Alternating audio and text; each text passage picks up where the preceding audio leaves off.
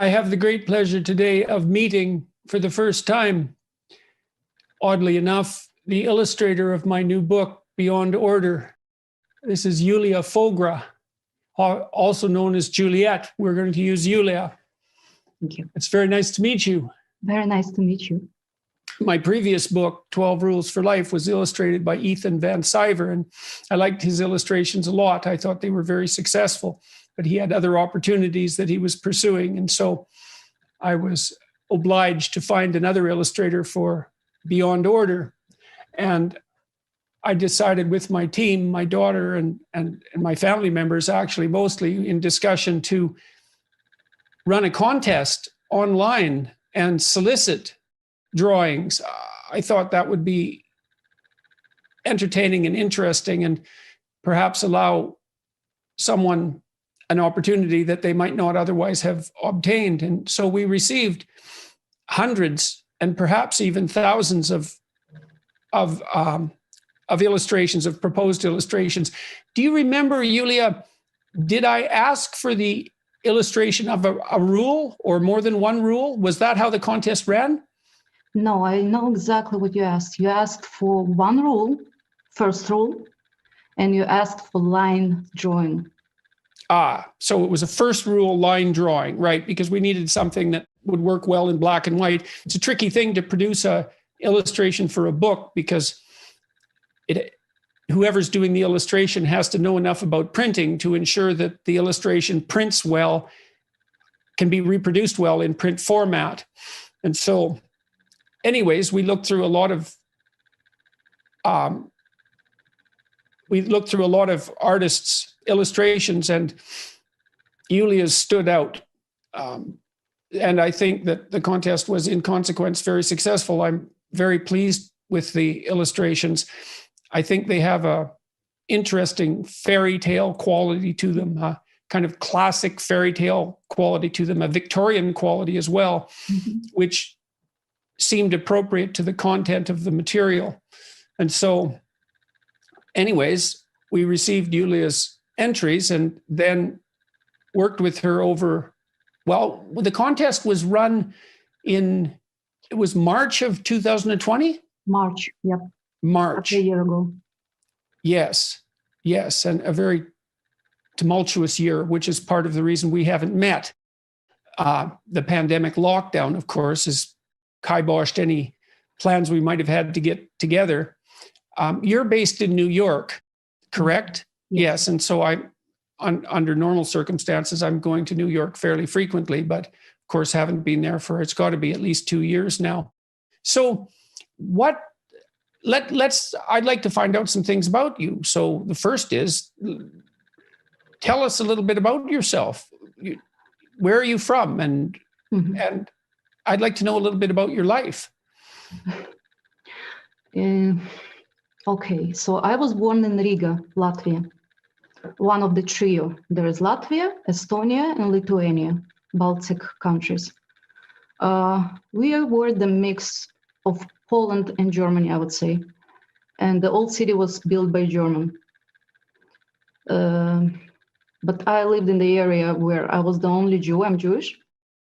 I was the only Jew, and the rest of the people were all Russians. There were no Latvians at all. And you would see in movies 9-story buildings built like dominoes. It's all dominoes, concrete. I hated it. I saw a lot of that in Moscow. It's endless, terrible. An endless vista of 20-floor high apartments stretching as far as the eye can see in every direction. Yeah. Yes, a very unwelcoming architectural manifestation, I would say. Cold and harsh. Exactly. And I was young enough to go outside of this neighborhood. If I were 15 or 16, I would be able to start going outside and going alone into the old city, into cafes, which we had, but I couldn't. So let's go back. So I had a talent for music. My mom was a music teacher. And I had a perfect pitch, luckily. So they tested me and they said, I'm I'm perfect for conservatory. I was 7. They put me in a music conservatory. Obviously, no normal kid would choose something like that for their life. It was vicious. It was Latvian training combined with Russian training, what you would see in chess clubs. It was vicious. So tell us about that. So was that a residential school, or were you still living at home? I was still living at home. You're still living at home. And how many hours a day would you spend at school and practicing? So 7. When I was 7, I went to regular school and to music school. It's 2 different places. I had to travel by tramway. Tramway is something you see in San Francisco. A tram. Yeah. Yeah. Streetcar. 3 or 4 stops, not far away. I had twice in a week of a class, 2-hour class, and I had to practice every day at home for at least an hour. And that was my life. I also draw, which was a side project. It wasn't taken seriously by anyone, by me. Your music was taken seriously by you and your parents and the my parents and everybody around me and kids in school, and I was known as a musician. And did you take any pleasure in that? Was music good for you, or what? No. No. How come? What? Horrible. It was I was good at it, but I blame the teachers and I blame the school, because they would prepare kids for orchestras. They would just process talented kids for orchestras. There was no love of music involved at all. It's something you saw in Jane Eyre. The teachers of Jane Eyre, intimidating place. That was a music school. And we were playing classical music only for 7 years. It was a classical training. And I found that living somebody else's tragedy. It was very sad. The music was sad and was not for me. So by the end of 3rd year, I said, I can't do it anymore. I had a crash. I was on the floor crying. And my parents tried to convince me. Nothing worked. So my father said, he took the liberty of saying, he'll get me a puppy when I finish the school. And I finished the school. It was 1991. And so how many more years did you go after that event? After that, 4 years. So you worked 4 years for your puppy? Yeah. Did you get him? No. Oh, ouch. Because I finished it in 1991 when Soviet collapsed and we had to leave the country. Right. So geopolitical restructuring got in the way of your pet.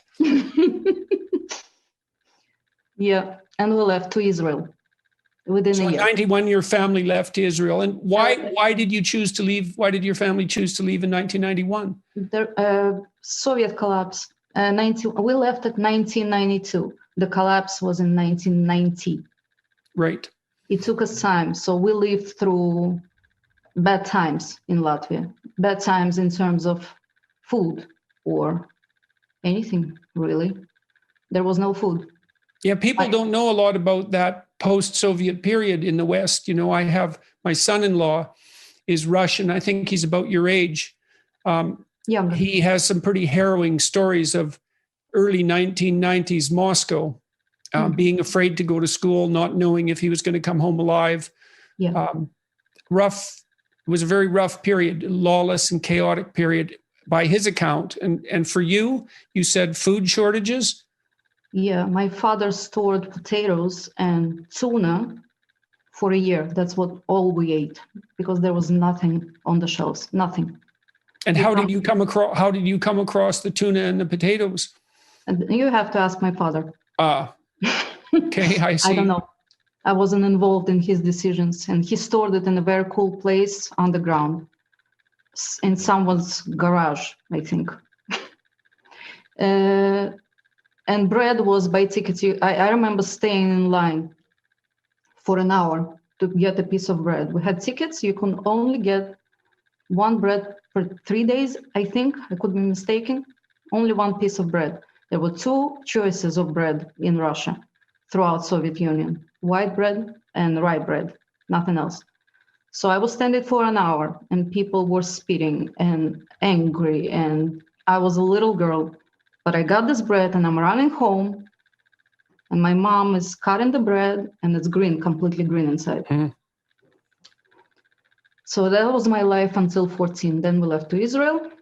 And did And you encounter, you said that you were the only Jewish family, or you said you were the only Jewish family in the entire area? In the neighborhood. But And did you encounter prejudice because of that, or was that an invisible? of course, I was bullied to hell. And so was that a part of the decision to go specifically to Israel? Yes. And we had no other choices. Germany was close to us. America was close to us. That was the only choice. We didn't know anything about Israel. It seemed like a nice place from where I was. I was very happy because I felt captive for 14 years. I was trying to escape this place in any case, in any price. How large was your family? You have siblings? So most of my family was killed during the Holocaust, 40 people. They just brutally killed everybody. And a very small portion left, they survived. And that's why I'm here. I have one brother. And so your mom and dad and you and your brother lived in this apartment building in Riga. Yes. How big was the apartment that you and your brother and parents lived in? What they consider in America, it's one-bedroom apartment. It's one room for us and a living room for my parents. All right. So you moved to Israel in 92? 92. And how old were you then? 14. 14. And how long did your family spend in Israel? My family is still living there. Your family's still there. Yes. So was that an improvement? No, not for me. For everybody else. Everything seemed to be improving for everybody else but me. I couldn't find my place. I was always not at home until I came to New York. And things have worked out for you in New York? Absolutely. Well, that's good. So it's obvious that you're capable of finding a place. It just took a while. So what happened to you in Israel? Why do you think you had difficulty there? First of all, we came with no language. Second of all, I came from Europe to Middle East. So it's a matter of mentality. I just couldn't get it. I just couldn't be part of it. And we lived in a very poor area. Very poor area. What did your parents do in Israel? How did they make ends meet? So my dad he was an engineer and he started working in some factory. My mom was working at nights in a bakery. It was tough. So they could find employment, but it was tough. Yeah. I started working when I was 15. I've collected oranges. So you moved, how old were you when you arrived in Israel? I was 14, almost 15.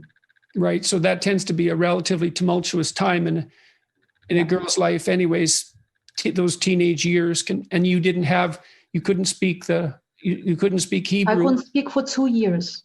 For 2 years. Yep. Others could speak 3 months. Just listening, just being on the street, they could speak. It's not how my brain works. I had to collect it for 2 years and I couldn't get out anything of my mouth. And that's the problem I have with languages in general. Yeah, well, that definitely sounds difficult. So when did you move to New York? How old were you when you moved to New York? So in Israel, I stayed for 9 years. I've been in the army, which is a separate subject to talk about. Then I finished 2 years of art school, which was 3 years, but I only finished 2. And then I was offered by the head of our department, I was offered a job in her private studio. So I just dropped out. I see. So, and that was, you went to art school and that was on the basis of your prowess in visual art? Yeah, it was my dad's idea. And had you stopped playing the piano by this time? Oh, I didn't play piano from the moment I arrived to Israel. And have you played it since? I've started to play in New York. That was the first thing I bought. Oh, and have you been able to take any pleasure in that? Absolutely. Well, that's great. So that's a happy ending to that story. I mean, it's very rough it can be very rough learning any sophisticated skill, because the learning period is often not particularly rewarding. There's so much you have to get by rote. I mean, when kids learn to read, they have to be able to read phrases and perhaps even sentences at something approximating a glance before they take much pleasure in the reading. And so there's this initial period of rather painful apprenticeship that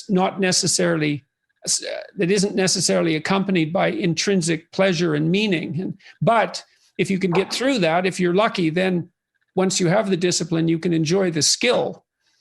And I'm glad to hear that worked out for you. Are you a good pianist? I'm good. I just stopped playing classical music. I was not meant to be. And what music do you play, and what music do you enjoy? Rock, pop, jazz, anything but. Right. So you have a modern sensibility musically. Yep. What about bands? Who do you like? Oh, and there is a reason for that. My dad bought me a recorder for cassettes, 2-cassette player. That was, I was 11 or 12 max. And 2 cassettes came along with it. One was Queen and another Billy Joel. Which Queen album? I wish I remembered. Was it A Night at the Opera? Did it have Bohemian Rhapsody on it? I think so, yeah. That's A Night at the Opera. That's definitely their best album.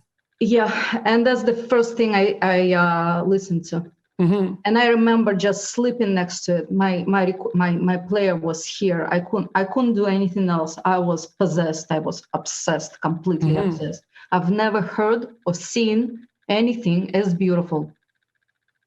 There was no beauty in my life.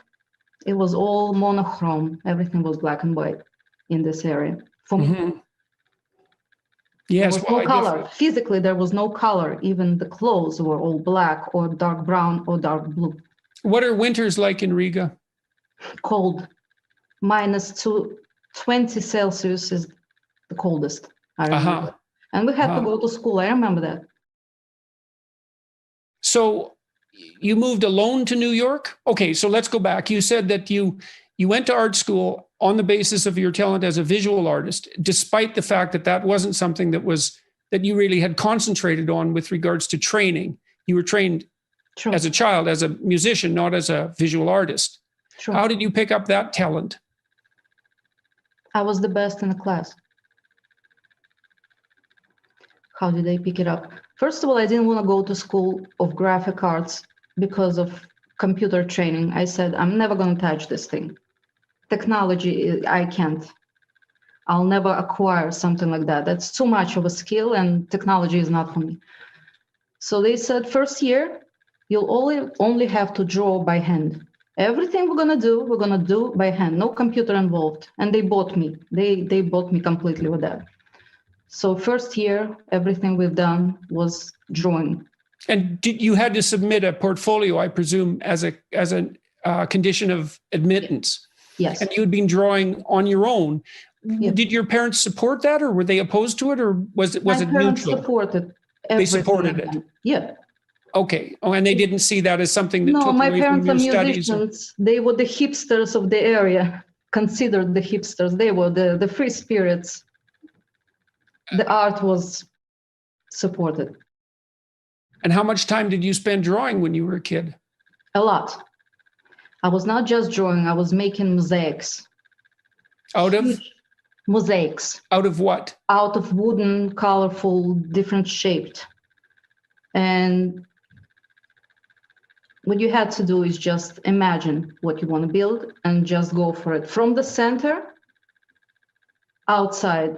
And the size I've built it, it was the size of almost a small rug. It was that big of a bag. And I would spend 2-3 hours. It was a blessing. So then you went to art school and you spent the first year drawing by hand, and that was okay. You were afraid of technology or loath to use it. So that was what happened in the second year. I just grasped it. I just went along with it.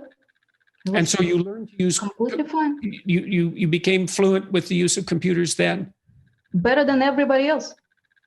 So what do you think made you believe to begin with that you weren't able to do it or that you weren't suited for it? I'm just afraid of technology. Well, you should be. Everybody should be afraid of technology, but it's still probably better to know how to use it. I think you should be less afraid of it, perhaps, if you know how to use it. It's very powerful.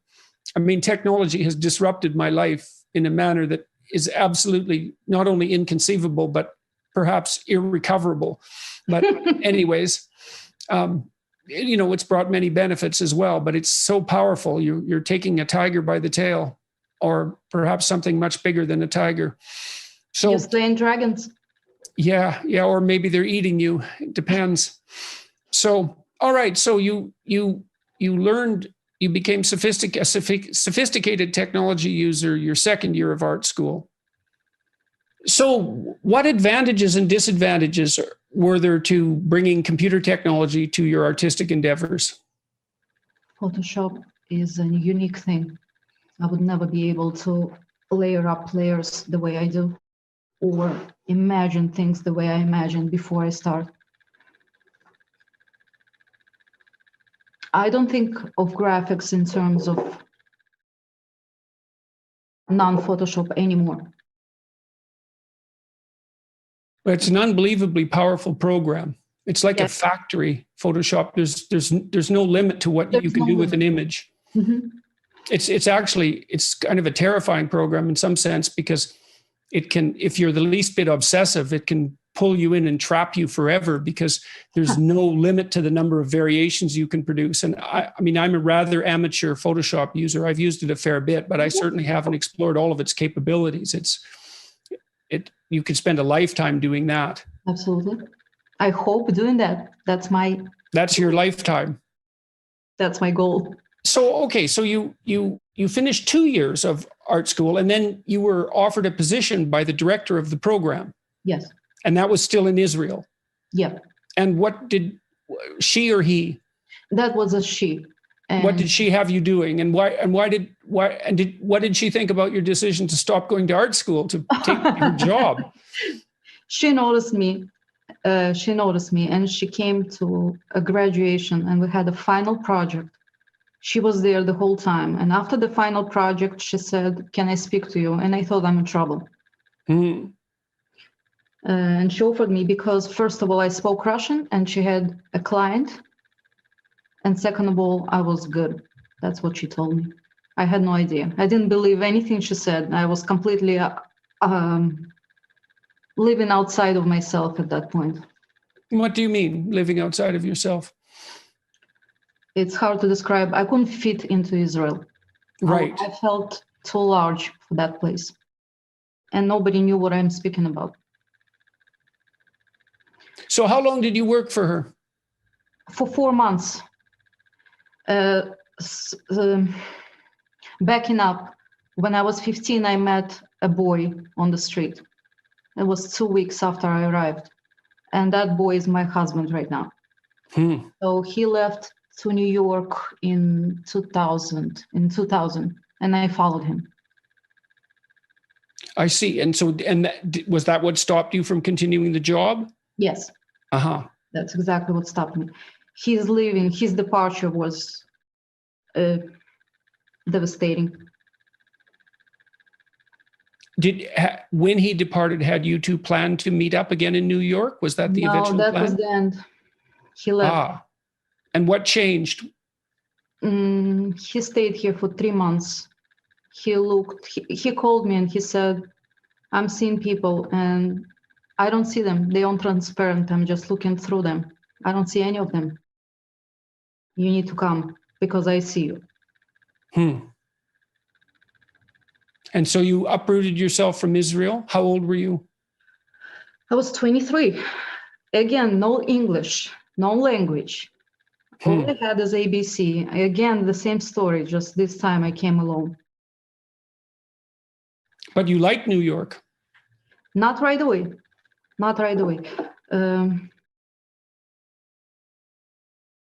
It was tough. It was tough in the beginning, and we had a first child a year later. I would describe my life as 40 years in the desert. That's exactly what it was. 40, even more, 42, How old are you now? 43. Ah, so that's not many years out of the desert. No, it's just the beginning.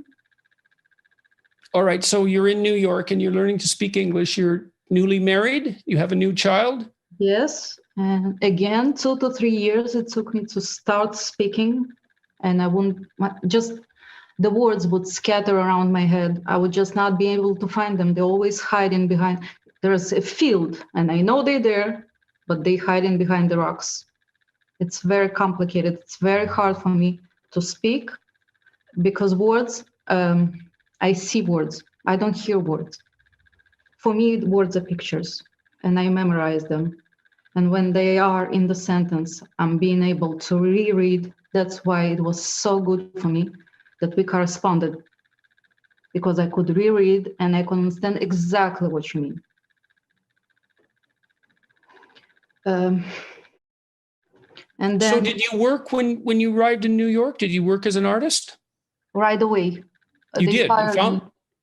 Yeah. How did you find work? It's hard to find work as an artist. So how did you manage that? I thought I'm going to clean the restrooms. I was walking around looking for Orthodox schools or schools just to clean the bathrooms. That's what I thought I'm going to do. 2 weeks passed and I went to a photo developing studio. We had some photographs. It was the winter. It was beautiful. I came there and the guy before me wanted to make some retouchment on his old pictures. And the guy in front of me at the desk said, yes, we do that, but it's going to take us a month. Come back to us in a month. So I'm getting to the desk and I'm saying, I can do it in 1 hour, maybe less. He said, I don't believe you. Let me try. He sat me down and he had a drawer with probably 10 pictures that was supposed to take him a month to retouch. And I've done it in 1 day. He said, I have somebody in mind. It was a Jewish guy. Obviously, they had somebody in mind in New Jersey, which is far. That's how I got my job. And I stayed there for 13 years. And so tell me about this place. Oh, it was a photo studio. No, he called his friend, obviously, and he had friends in graphics. I see. More than that. There was a catalog company that was creating catalogs for mostly jewelry, but not only. Mostly jewelry, which is the hardest thing because retouching of jewelry is the hardest thing. And we had everything. We had a printing facility under our roof in the same building. We had our photographers. We had me. So everything was going on. I was on top of everything. He made me an art director, and I was an art designer and art director. And the company closed up in 2000, was it 16? It was 5 years ago. And you managed that. Was your English functional by that point, or? I wouldn't say so. Nope. We didn't need to speak a lot. He learned to trust me. Within a year, he just knew that everything I do is gonna be lovable, and he knew I'm always right. He just figured it out. Just do that, just do this. I worked 3 days a week, which was amazing. I got my salary for a week. I had 2 boys by that time, and I got sick. Oh, what happened? Well, I'm not sure. I'm still not sure what happened. I was always sick. I relapsed and I was destined to stay home. So I stayed home and there was one choice: either I should suffer from pain or I should do something while I'm suffering from pain. And that was the only thing that made me disappear. I forget about the reality. That's the only thing, my Photoshop. And I've started doing graphics for no reason. Okay, so when did this happen? When so you got too ill to work? Was that the case? You got too ill to work, and so you were staying at home. When did that happen? 5 years ago. 5 years ago. So I'm skipping. That's okay. We should move towards the discussion of the drawings anyways, but we're getting close to the present day. So you became ill about 5 years ago? Yeah. And did you have to Very stop? ill. No, I was ill, but I became very ill. I didn't think I will survive it. So, and I don't want to press you any more than is comfortable for you. But I had no energy at all. Zero. And I had 2 kids. And you talked about pain as well. Yeah, the pain was tremendous. And then I got also, on top of it, I got fibromyalgia. They couldn't treat. And the pain with fibromyalgia that you can't treat it with medicine. Mm-hmm. Anyway, so I thought, what would I do with my life? I'm 40. I was almost 40. Okay, I'll paint with oil paintings on canvas. Out of the blue. And it worked. And every painting was better than another. I was keeping it a secret. And my husband said, you can't keep it a secret. People must see it. I said, seeing what? Why? I couldn't grasp the idea of somebody else's seeing my work. I've done this for 2 years.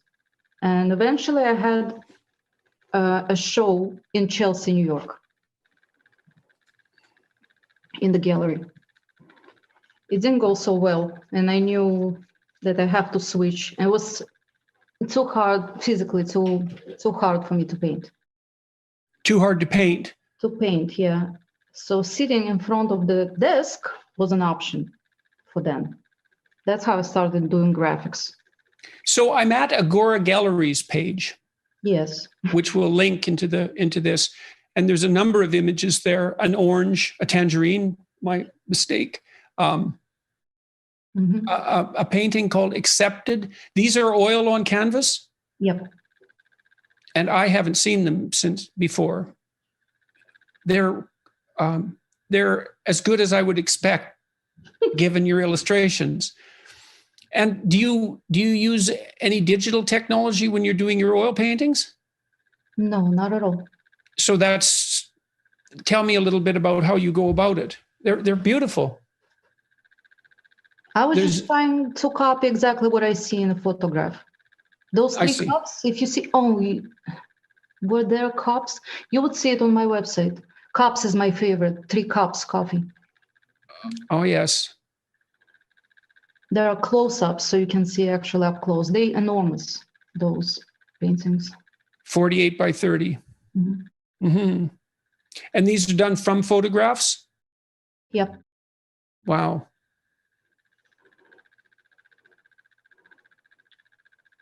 So I made something similar to this one where you use squares.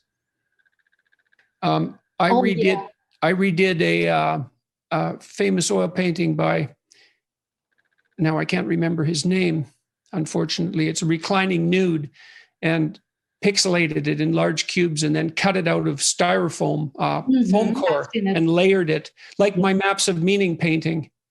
I did about 10 of those when I was in my mid-20s, and I haven't done any since. These 3 at the bottom are very reminiscent of that. They're really, they're very intense. Have you been successful as a fine artist? Have you been able to make a living? No. No, well, it's very difficult to make a living as a fine artist. I was able to spend everything I had in my savings. Yes. Yeah. Yeah. And yes, people asked for, they call Gisli prints.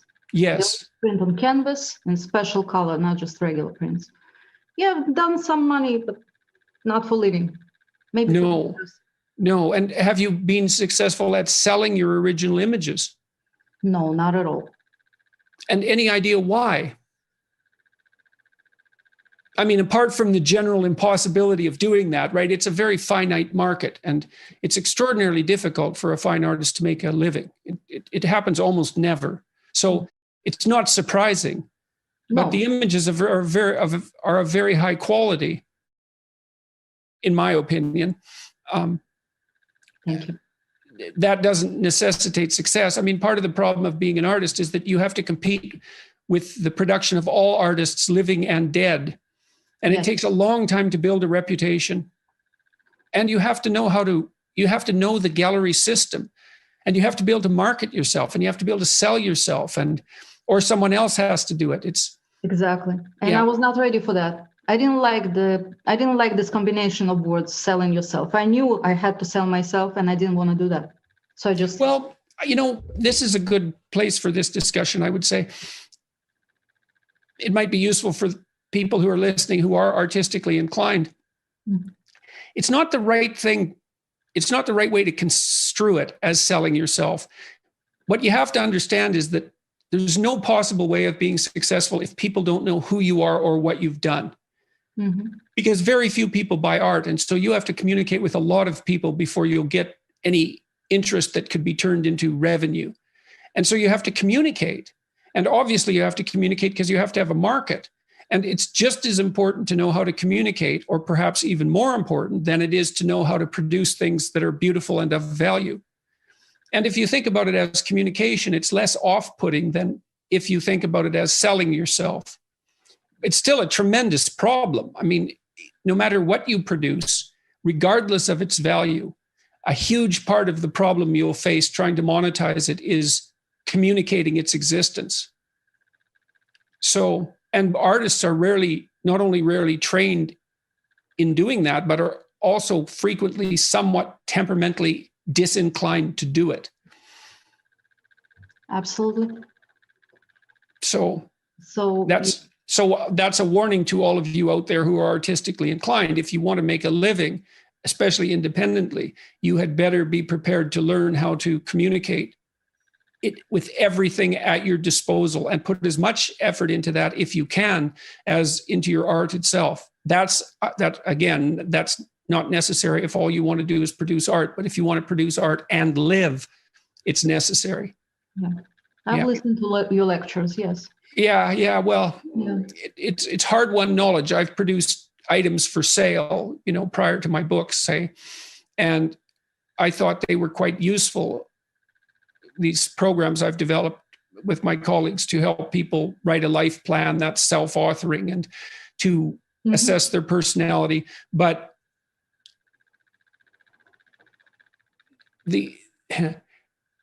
it wasn't until I was able to communicate with a very large number of people that those products became remotely successful, despite their quality, let's say. Yeah. Mhm. Yeah. Yeah. So can I ask you, just out of curiosity, and don't feel inclined to answer this, how many of your paintings have you sold? One.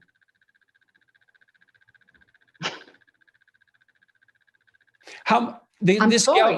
I the forgot gallery about another two. Three. 3. Yeah. There was 3. I was commissioned to do 2. And does Agora Gallery still represent you? Do you have galleries that represent you? No, absolutely not. For 1 month only.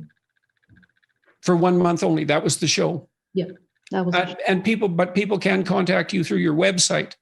yes. Uh-huh. Every piece of information about me is on my website. Are the prices of your artworks on your website? No. Why not? I'm not saying they should be. I'm curious, though. I just think they shouldn't. I think I should communicate with people first. That's part of communication. I don't have a set price. It depends. All right, so let's talk about this contest. And so why don't you tell me the story? Because I don't know the story. And so I'd really like to hear it. Yeah, I don't know the story on your end. I didn't just know the story on my end. I have no idea why I was chosen. I never asked this question. I never wanted to know. Today I'll ask You were this. chosen because, in my opinion, and also the opinion of the people I had helping me make the decisions, your drawings were clearly the best of all the drawings that we had, all the pieces of art. They're not exactly drawings. You can describe more what they are. They were better than any of the others that we received, and I would say markedly so. So that's the simple explanation. We felt very fortunate that the contest had produced such a positive result. So with lockdown and with my state of health, it was quite difficult to find another illustrator to even know how to go about that. Oh my God. So the contest came up as an idea, and I don't know. Not a bad idea. Well, we'll see, won't we? But I'm very pleased with the way that it's turned out. So, okay. So how did you remember how you found out about the contest? I remember everything. Yes. I had a friend, Lawrence Fox. He lives in the UK. He's an actor and musician. And right now he organized a party. He's in politics now. So he sent me the link of your Twitter. It was evening, and I was sitting with my husband drinking tea in the kitchen. And I was sitting like that. And I never sit like that. And I was ready to rip up my hair because I really wanted it. And I told him, there is no way I can't make lined art. He said, do you think? I said, no, you don't understand. It's Jordan Peterson. He knows exactly what he wants. When he says lined art, it has to be produced in lines. And I just can't do that. You have to do your thing. Just do your thing. Some people just don't know until they see it. So my teacup was standing on those. Can you see? Mm-hmm. Yes. Put it a little closer. Yes. These are German drawings, and my mom bought them in Hamburg. Mm-hmm. And I was looking at the sky, and I was looking at the lights. And I said, this is my thing. He said, do it. Go right now. So you saw the contest announcement on Twitter. Yeah. See, I don't even remember how we announced it, but obviously we used Twitter. I kept the screenshot. Okay. I know the words. See, I don't remember much of this at all. Yeah. And I remember why I wanted it so bad. I wanted it because I wanted to make you smile. I wanted you. Now, why did you care about that? So first of all, you knew about me? Yes. Before that? How yes, did I you knew know about you before that for a long time, but I never followed you because I'm not following everybody. It's just a habit.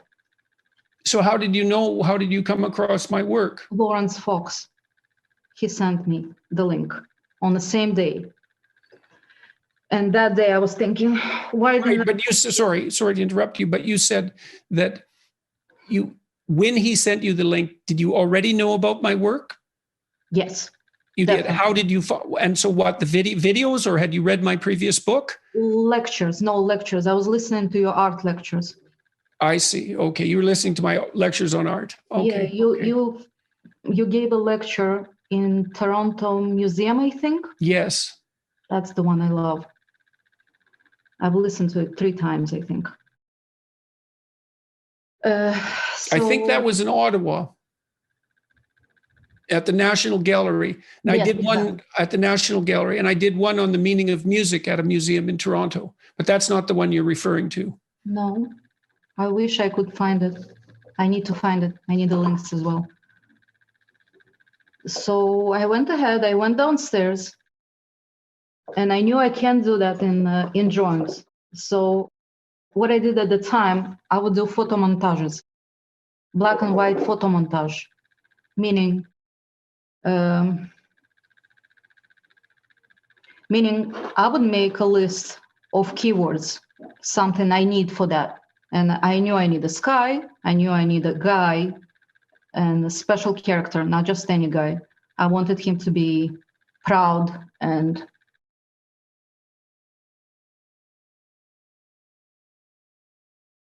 what's the word? Slightly arrogant. This was the first rule. The first rule, yeah. Do not carelessly denigrate social institutions or creative achievement. And I sent out suggestions, right? The suggestion was a tarot card. Yeah, you sent one tarot card. From the Rider deck. I believe it was the Rider deck. So I would create that, and then I would just start searching the web. And that could be a photo, that could be part of the painting. I would just collect in very chaotic way, very neurotic and chaotic for 3-4 hours. I'll just pick up the stuff. Everything I see useful, everything I see fit, I would collect. Then I see plain page that is scary. And I knew that I'm going to see 12, not one. Usually I see one. I would have to deal with 12. And I knew I can't do it. But usually I'll drop myself into the well. I'll just drop myself into something impossible and see if I can survive. That's what I do. So I photo montage this out of pieces, just like the mosaic. That's why I spoke of making a mosaic from center out. I would find the heart of the image and I'll work towards the edges. Then I'll have to flawlessly integrate them into each other. There are probably hundreds. Yeah, there is 100 pieces here from all sort of sources. And why did you decide to use a photo montage rather than draw? My thing. It's my thing. He told me, just do your thing. That's what you do best. Okay. That's how you see things. Okay, so bring the image up again. Let me make some comments about it, and I can tell you. Okay, so I like the melody of the main figure. There's something musical about it, and about the way that I guess it's the lines of the standing figure and the dog and the butterfly. It fits harmoniously together, and you got it right to have him looking up into the sky like he's preoccupied. And even though he's hypothetically about to step off this cliff, the way that you produce this is similar to the way that I write, because I collect all sorts of things and then I array them and then I edit them and edit them and edit them and edit them and edit them until I can't edit them anymore, and then I'm done. So when I saw this, the first thing I believe I thought was that it was beautiful, and that was a necessary criteria for my satisfaction. And it was, there's nothing about your drawings that are foolish or trivial. And I like the classic element. And so when I saw this, well, I was very happy. I thought, well, that'll be a beautiful addition to the book. So you sent the Fool. You speaking my language, first of all, every word to word. That's exactly how I feel. I had to create shape-wise something harmonious, perfectly harmonious. It has to be balanced out perfectly, otherwise it's junk. And that's very difficult to do. You see people often when they make a portrait, even very talented people, can't array the multiple, if there's multiple figures, they can't array the multiple figures together so that they look either like they're dancing, let's say, like they're related to each other properly. They look like separate figures sort of stuck on a page. And certainly that isn't the case with your illustration of the Fool. And often people would ask me, who I'm inspired by. No one. They would not believe me. It's definitely look like that, or it's definitely look like Dor, or it's definitely look like this guy. And the guys definitely look like my brother. It's none of those things. I never get inspired by visuals. I get inspired by music. Uh-huh. So here we come a full circle, because I always knew that I have to choose either music or drawing. It's two things. And I knew I have to choose because when you're little, grown-ups would say, what do you want to be when you grow up? Which implies you have to choose. And I didn't want to choose. Well, it's so interesting that you think of your drawings musically, given that that's how they struck me. And that's how they struck you. Mm-hmm. Exactly, word to word. So what I do is I put my music and I work only to music, nothing else. I have no ideas, and I'm trying to turn my head off. I'm not thinking. During this chaotic picking, I have to analyze like good, bad, bad, bad. Right, good. right. Okay. But then when it's all done, it's pretty much like what actors do. Master actors with method acting, They just collected all this information. Yeah. They know everything about, they dressed up and they just being, and I can't control this. When I attach those things, I'm just the tool. I can't think. Once I started thinking, I'm ruined. Right. Well, yeah. Mhm. Thinking is perhaps reserved for critical judgment rather than creative production. Yeah. You have to open yourself up to a kind of attention. And it's interesting that, you say you collected a very large number of items to work with. It's initial overproduction followed by selection. And that's another thing useful for people who are listening to this or watching it might want to know. Like when I write way more than I keep. And then I can select. And so I don't constrain myself to begin with. I can write down whatever I want, knowing full well that I'm going to modify it or throw much of it away. So I had images in mind, photographs, paintings that captured the theme of what I wanted to portray in the illustration for the chapter. And so as we progressed through the 12, I had sent an image or two or three, perhaps, I don't exactly remember, that sort of hinted at what I was looking for. And so then you worked off that initial suggestion, but you produced something that was in that vein, but not by any means the same thing. Mm-hmm. So let's show everybody the illustrations one by one and talk about each of them. So we saw number 1, the Fool. Yeah, I had much more, obviously. I had much more. I had mountains, I had extra stuff, and I always minimize it. Not necessary, out. I simplified it completely. Then I went to number 5.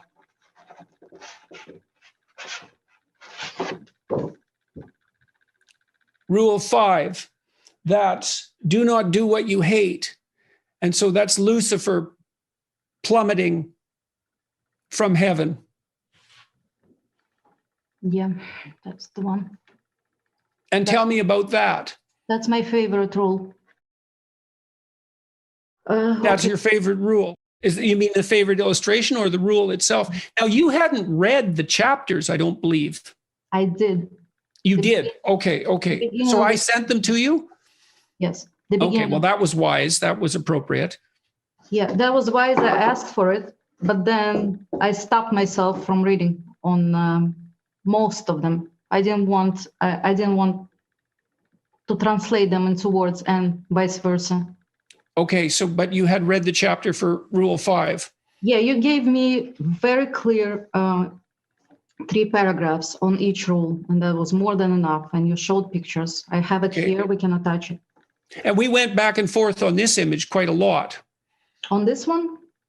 No. The only change here was that the hand was too long. Right, arm length. Well, that happens to stick in my mind, so that may not be an accurate representation of what happened. So tell me about this image. Again, it has that lovely harmony. The character looks like the figure looks like he's dancing. It's beautiful. Yeah. So I was inspired by ballet dancer, and I didn't want it to look too much like this because they're similar in description.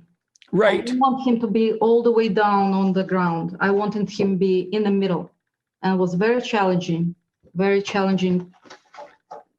because the emotion is so contradictory to me, and I was trying to catch it in one frame. And the emotion was, he's still falling. He's not there yet. It's quite interesting. He's desperate and angry and hopeful. It's a great expression. And he's looking for help. Yeah, well, and I believe you can see all of those things in the expression. There's a pleading in it. Yeah, so once I get the face, I would change the face of a person, obviously, unrecognizably for others. And I'll work on the nose, obviously, and I'll work on the eyes. And then I'll change the emotion. I'll actually work on the flaps of the skin. to make him more desperate. The darker the area on top of his eye, the more desperate he is. There are ways to work on emotion, to change it slightly. And I'm changing it only on one half of the face. That's my trick. The other half of the face would describe a different emotion. And so how did you discover that technique? Okay. Actually, there is a filmmaker, first filmmaker. His name is Georges Méliès. He was French. The one who created Moon. What was the name? I have it written down. He created... What's his name? Created a trip to the moon. Oh, yes. A very early filmmaker. He was the first. He was the first. Very famous film. Yeah. So he has been depicted in Hugo Cabret by Martin Scorsese film. Right. Yeah. So there I saw how he created the magic. He wanted a man disappeared. So he would take the canister of the film, take the actual film, get to that point, cut out a few frames where the person disappears and glue it together. So, and then I noticed the same idea in music. When I'm listening, let's say, to Sting, he would do exactly the same thing. He will take the emotion that comes to the point of,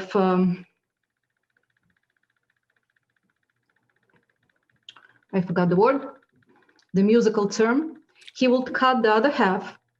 He'll take a different emotion, cut off the beginning, glue them together, and that creates a completely different emotion. And in music, nobody's using it unless you're a genius. And why? The reason is because the church would forbid it in the very early stages, because those chords would create doubt and uncertainty. So those chords sound beautiful and slightly bitter and sophisticated. You'll never hear it in music, especially classical music. So I've started to think, how can I recreate it visually? Same thing. So you showed rule 11. So let's jump to that one, unless you have a preference. 11, yeah. That's do not allow yourself to become resentful, deceitful, or arrogant. And that's Satan in hell. And that's modeled after an illustration from Paradise Lost by Gustave Doré, if I remember correctly. Yeah. So why don't you tell us about that illustration?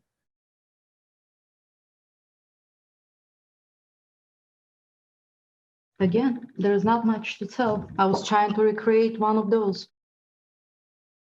And I was trying to be simplistic about it, obviously showing a big distress, devastation. That's how I showed devastation. And Yes, and that's devastation wrought by becoming resentful, deceitful, and arrogant. Yeah.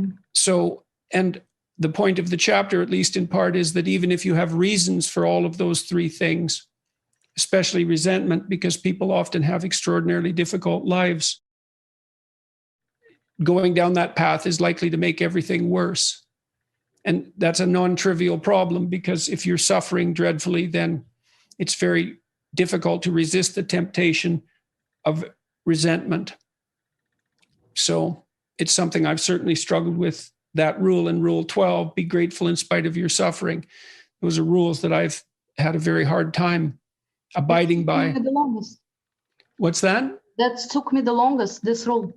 I've created 3 or 4 different versions, and I worked and worked and worked, and I was not satisfied. This. Yeah. Mm-hmm. All right, let's go to rule. Do you have an order you prefer, or shall we go to Rule 2? Rule 2. Okay. Rule 2, I've done the last. The best for last. Imagine who you could be and then aim single-mindedly at that. That was a tricky one to have you do, because the chapter is an analysis of an old alchemical drawing. And so you had to be constrained in the recreation of that, because it had to duplicate all the elements of the original drawing, or my chapter wouldn't have made any sense. So, which made it easier for me. being constrained is easy. I knew Yes. exactly what's supposed to be there. Yes, well, people with an artistic temperament, or maybe people with a wannabe artistic temperament, often rail against constraint, but you want a lot of constraint, generally speaking. Otherwise, you drown in choice.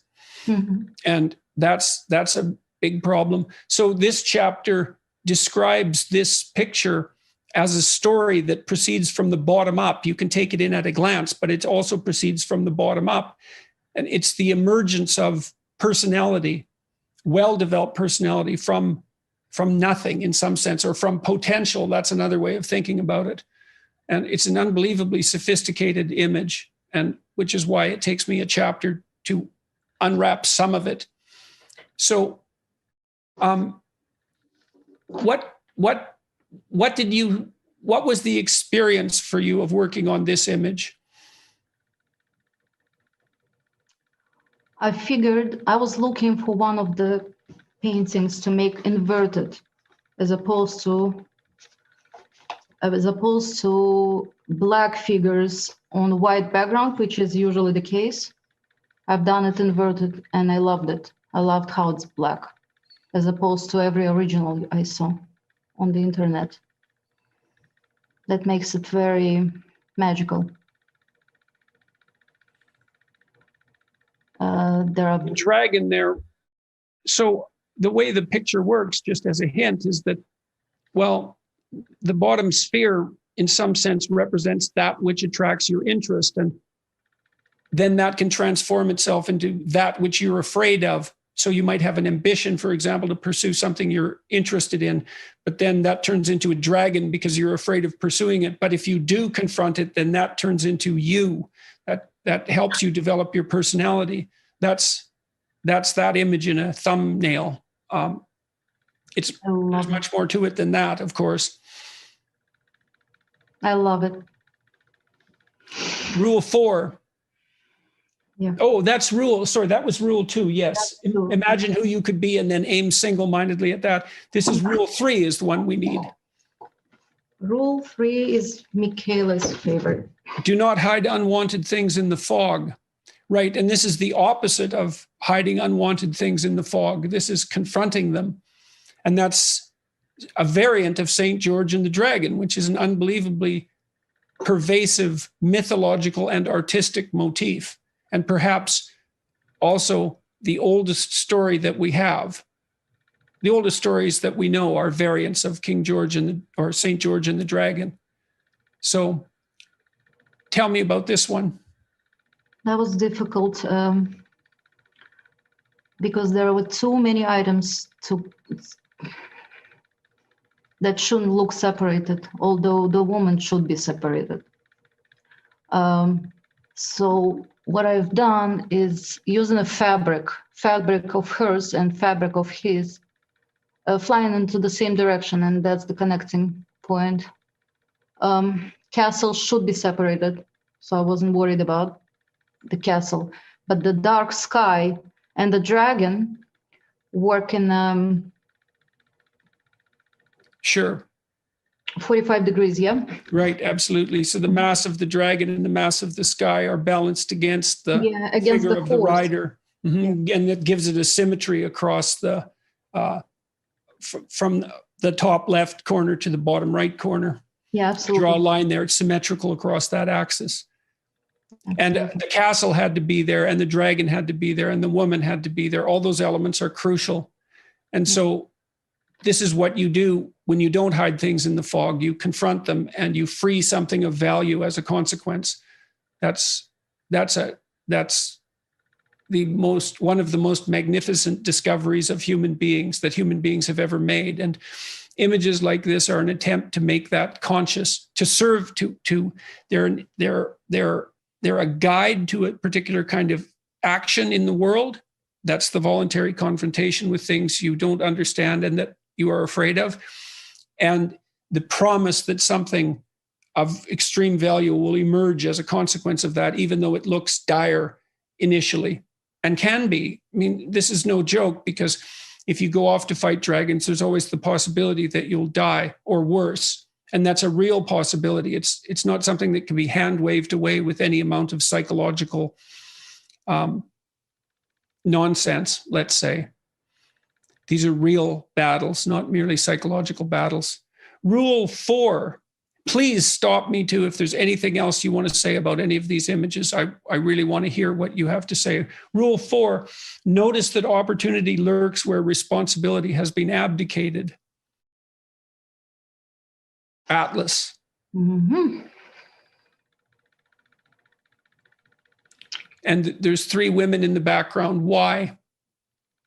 That was part of your suggestion. So I have to say why. You have to say why. Mm-hmm.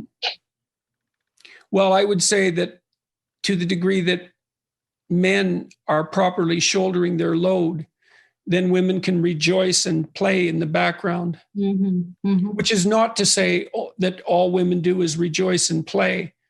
No one lives like that.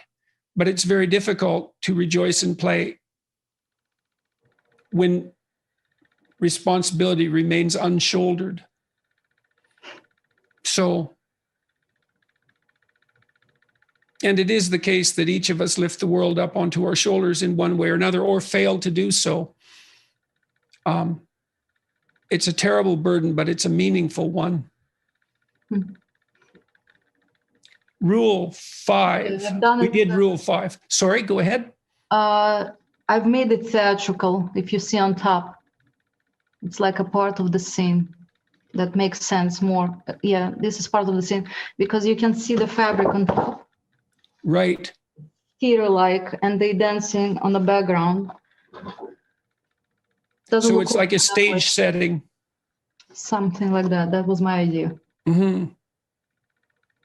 Yeah, well, what we play out on the stage are representations of things that we should play out in our life, or sometimes they're opposite because, you know, if you see a villain on the stage and he ends badly, then the lesson is to not be a villain. But that's still imitation. It's just imitation of the reverse. Rule 6, because we did rule 5, abandon ideology. And that's your version of a Soviet era propaganda poster. Yep. Now, you must have seen many of those when you were in Riga. No, I haven't seen any of those because I was born in 1977. My mistake. So tell us about this image. Not much to tell. I wanted her to look mean, cruel, bitter, just like the women I saw in Riga in 1977. The women looked like that, Russian women. Why? Why they were bitter? I guess we're thinking that it had something to do with ideology. And its terrible grip, the terrible grip that ideology had on, well, certainly the people in the Soviet Union, but also in the entire world. Yeah. It was unbelievably catastrophic. A whole century of catastrophe, of terrible catastrophe for hundreds of millions of people. And we still haven't learned our lesson. And people can object that you can't help but think ideologically, and I don't believe that to be the case. No, I'm the product of that, and I can tell you that for me it's a given that things can change within one night. It's a given because it happened. People in America cannot imagine such thing because things gradually went better and better and slightly better, maybe a bit worse, but better and better. They cannot imagine because they never lived it. And things were taken away in one night. Everything changed. Well, people got a bit of a taste of that this year, I would say, even so. And hopefully it won't go beyond the taste that we've had. So Amen. I guess you follow an ideology when you have the overweening desire to explain more of the world than you can explain. It's very complicated. Your representation of the world becomes something you proudly display to indicate your moral superiority.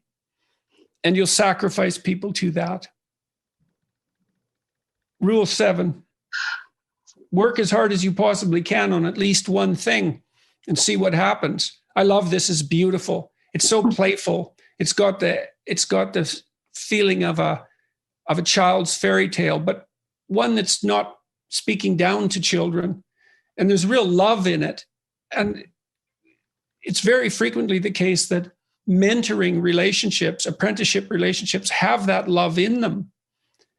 This shoemaker is teaching this young boy to a craft that will enable him to do something productive, but also enable him to live, to provide him with a living. And he's the good father, like Geppetto. He's obviously pleased that his apprentice is showing mastery. And that's the definition of a good father, perhaps a good parent, that you're pleased when your son or your daughter advances, even when they advance beyond you, which hopefully they will if you're highly successful. There's a lot of love in this illustration as far as I'm concerned. Yeah, I've tried to appeal to you. If you look at the old guy, he's a young character. Ah. I can't believe you haven't noticed. The list of things that I haven't noticed would fill many, many books. That's so smart. That's so smart. He's a lovely character, this guy. And the room that you've portrayed there it's a place of productive activity. It's inviting, and you made it theatrical again with the with the fabric along the top. Yeah.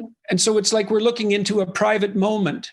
Exactly. And the fact that it's theatrical. So tell me, so this you've done this with a number of images. What possessed you to do that? My experience, my own experience, I suppose. I've had that with my grandmother. Why making it theatrical? Theatrical, yes, and so overtly. It's perfectly appropriate, especially given the tenor of the book. I'm not sure. Again, I'm not sure about most of my decisions. I wouldn't. Yes, well, that's the problem with if artists can say what they do, they wouldn't need to do their art. I suppose so. I don't know. That's left to other people often.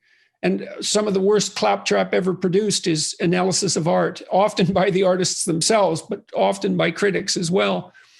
Well, you open up the curtains on a scene.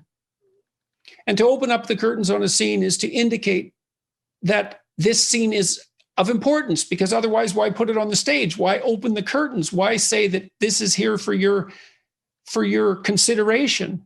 And so you're displaying to the viewer something of crucial importance here, is that this relationship exists and it's healthy and positive. Yeah, and something it's possible, and it's intimate, very intimate. Yes, and it's intimate as well. Yes, exactly.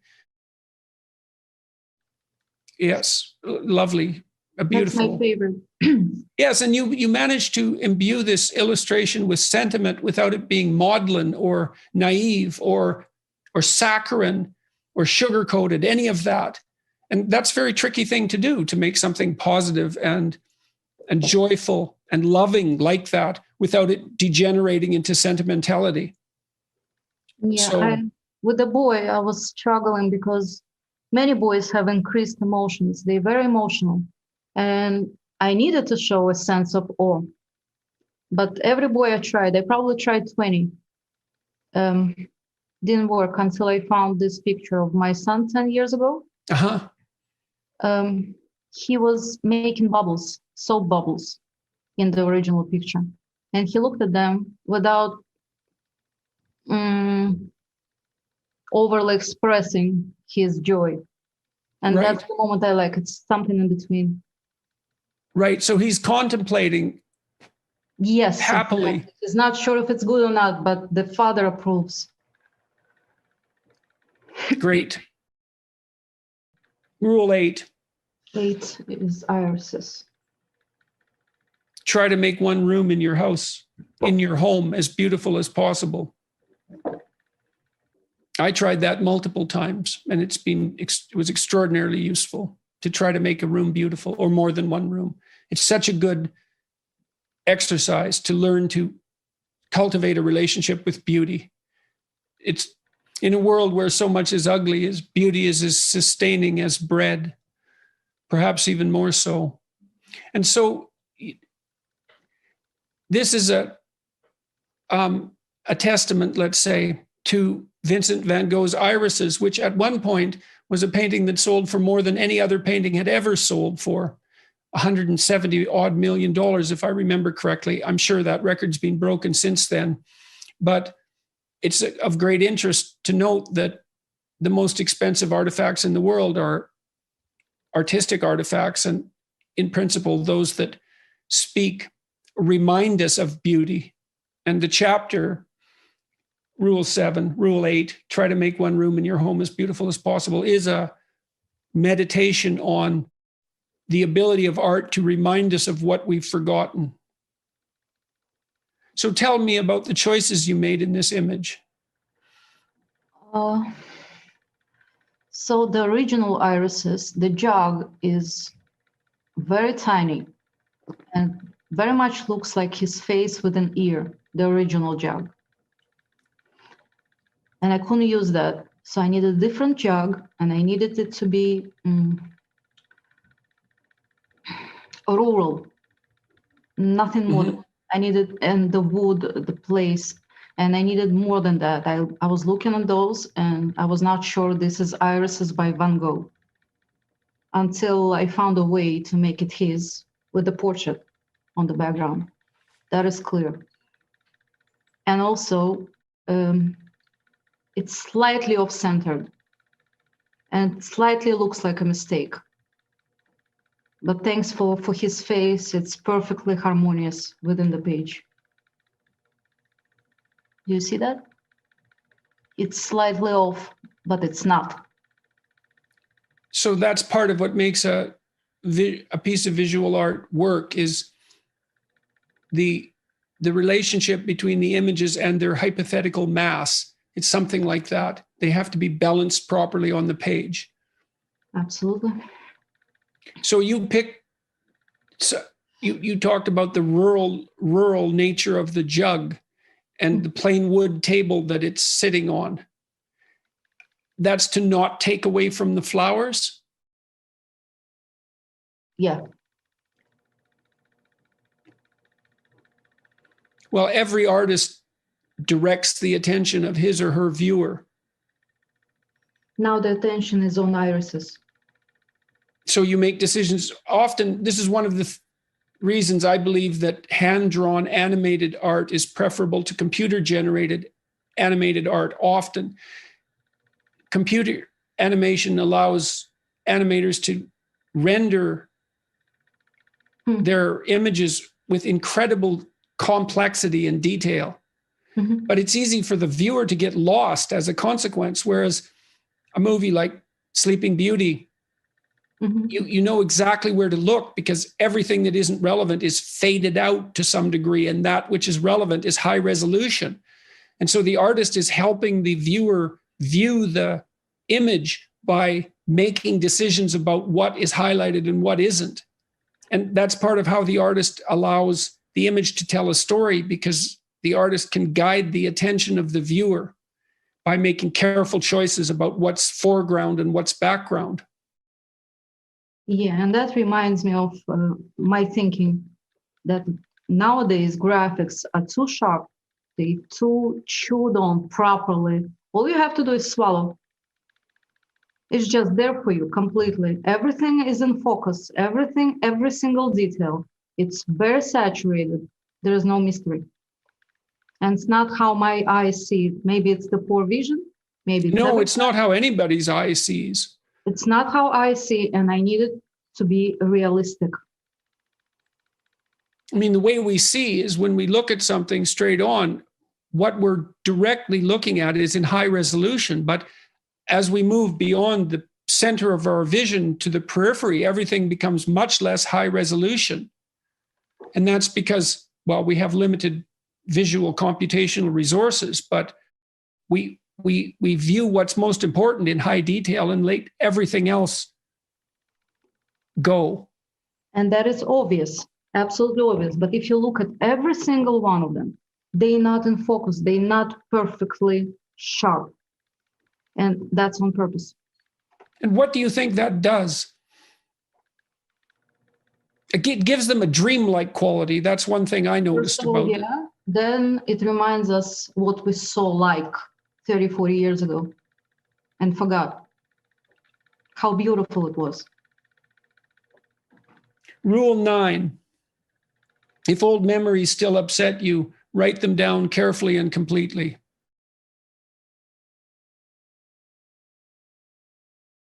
This, I believe, was Saint Anthony. Mm-hmm.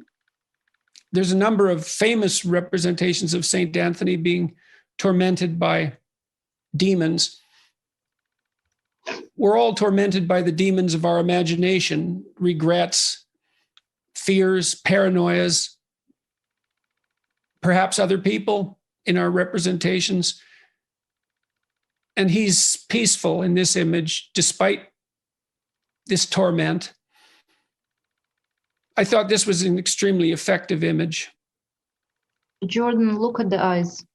Doesn't it remind you of anybody? Who is it? That's you.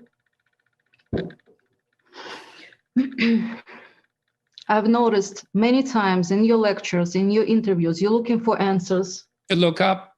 And look up. Mhm. Exactly like that. Maybe not as tormented, but you always look up on the angle, not straight. Slightly on the angle like that. Mm.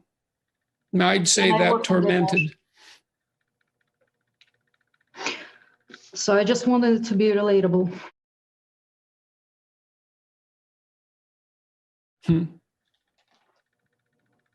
Well, I guess you need to look up to find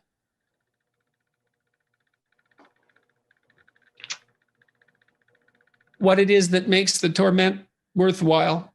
Mhm. And you're fortunate if you find that.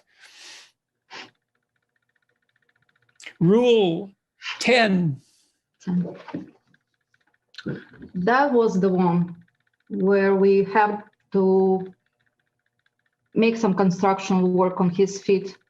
Plan and work diligently to maintain the romance in your relationship. Yes, and you're very fortunate if you can do that. That's for sure. Another dance. And this was, do you remember the image I sent you? Do you remember the artist? Was it, I can't remember, unfortunately. The Kiss. Yeah, I can check it out right now. Was it also Gustave Doré? It was inspired by Aubrey Birdsley. Aubrey Birdsley. Yeah, Beardsley. Yes. That was my only reference, just one picture.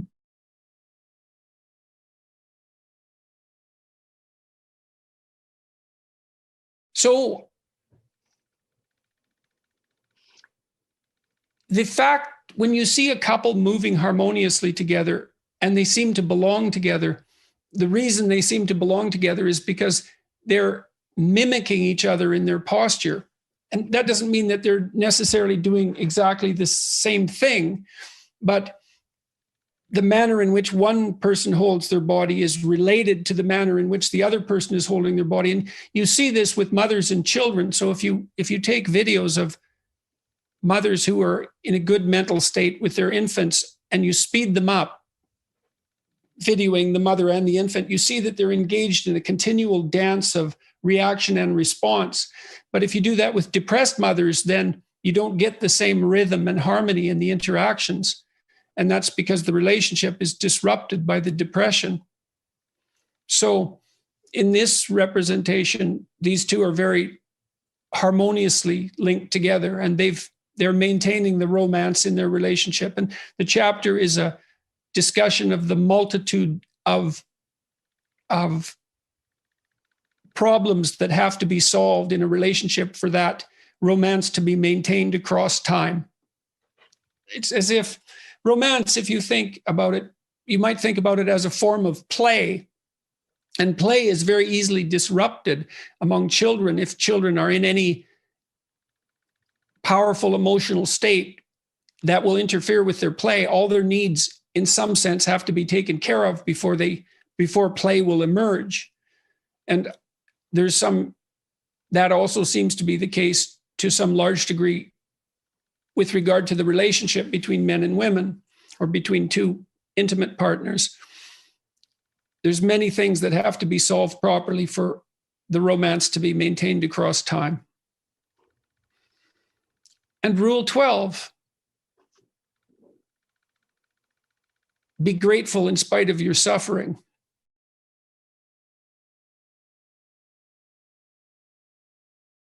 Another saint. Images that have become much rarer in the modern world. So tell me about this image. Well, again, not overly expressive, at peace. He looks like he's part of the tree. Mm-hmm. Yep. Again, not everything in focus. Again, it's tree that doesn't exactly look like a tree, and you can't see the bottom of the tree, which often happens in real life. You don't see every single branch of the tree when you're looking on a man. And so I hadn't noticed that before. Do you know why you decided to make the bottom of the tree obscured? It wasn't a conscious decision. Well, so then what it looks like is that his legs now become the trunk of the tree. Huh. Oh, I see that. And they mirror the branches, the major branches in the tree. Exactly. So you're indicating, that's a really good example of how the visual imagination can supersede the conscious knowledge. Of course, you don't know why you made all the decisions you made in these images. How in the world could you possibly know?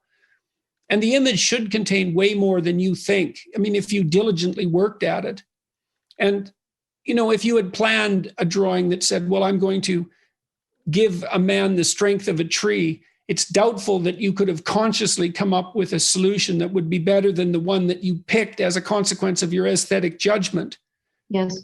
So he's rooted powerfully. I mean, what you have there is that what's rooted powerfully in the earth is his feet and his legs. Mm-hmm.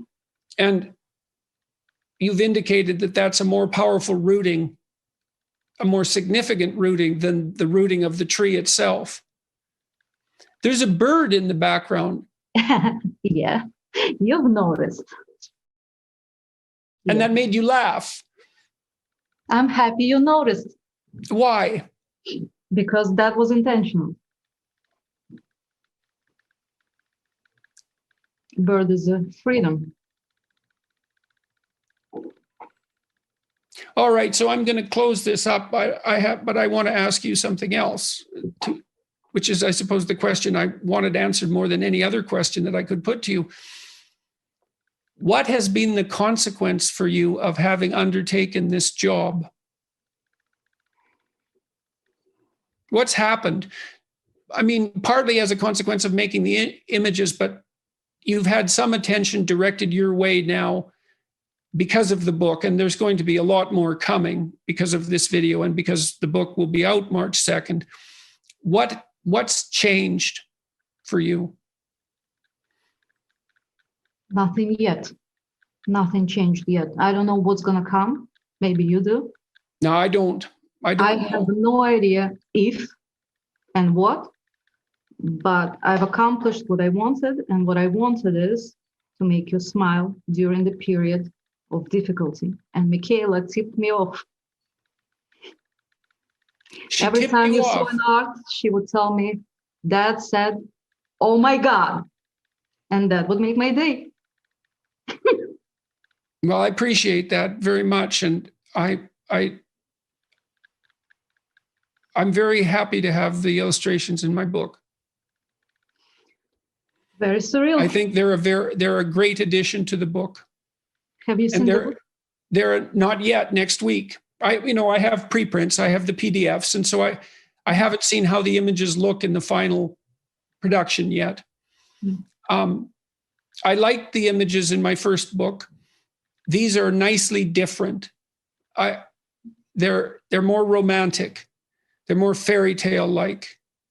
They're more elusive in some sense.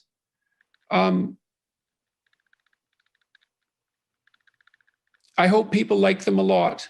I suspect that they will. And I hope that the kind of attention that you want comes your way, kind of attention that would be best for you comes your way as a consequence of doing this. Thank you.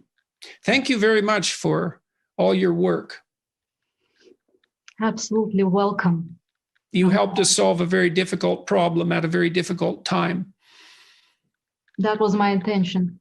Nothing else.